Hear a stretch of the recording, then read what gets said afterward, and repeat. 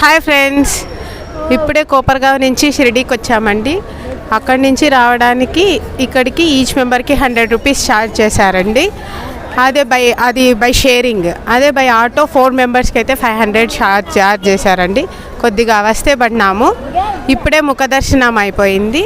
అందరూ మా ఫ్యామిలీ మొత్తము, మా అబ్బాయి, మా అమ్మ, మా డాడీ, మా ఆయన. ఇప్పుడు మా ఆయన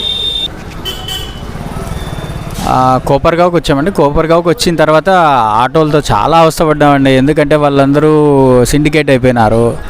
మనిషికి 100 రూపాయలే అంటారు. ఓకేనా. ఆ తర్వాత మనకు 100 రూపాయలు అన్నా కూడా 13 మంది ఎక్కాము. ఒక 15 మంది బట్టి ఆటోలో 13 మంది ఎక్కినాము. 13 మంది ఎక్కినా కూడా ఆటో వాళ్ళు కదలరండి. ఒక ఇద్దరి కోసం 15 మంది కోసం ఖచ్చితంగా 15 మంది రావాలని చెప్పేసి ఒక ఇద్దరి కోసము ఒక అర్ధ గంట సేపు ఎండలో నిలబెట్టినాడు మమ్మల్ని. చాలా అవస్థలు పడినాం. కానీ ఇంకా ఏదో దేవుని దయ వల్ల ఒక చిన్న ఆటో దొరికింది. సో మనిషికి 4గురికి కలిపి ఒక 500 తీసుకున్నాడు. అక్కడి నుంచి ఇక్కడికి ధూళి దర్శనం అంటారు. ధూళి దర్శనం అంటే స్నానం చేయకుండా ప్రయాణం చేసి వచ్చిన వెంటనే స్వామిని దర్శించుకోవడం కోసం ఇక్కడ ప్రొవిజన్ ఏర్పాటు చేసినారు. దాని పేరే ముఖ దర్శనం అంటారు. గేట్ నెంబర్ 3కి వస్తే కనుక మీరు ఆ ముఖ దర్శనం చేసుకోవచ్చు. ఇక్కడ అదే గేట్ నెంబర్ 3కి వెళ్ళి గేట్ నెంబర్ 3 పక్కనండి. గేట్ నెంబర్ 3లో కాదు, గేట్ నెంబర్ 3 వచ్చేసి వేరే వాళ్ళకి డిజేబిలిటీ పర్సన్స్ కోసం.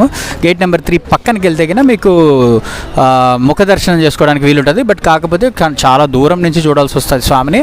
దూరం నుంచి మీరు చూసి దర్శనం చేసుకోవచ్చు. దర్శనం చేసుకున్న తర్వాత మీరు ఎక్కడికైనా వెళ్ళచ్చు.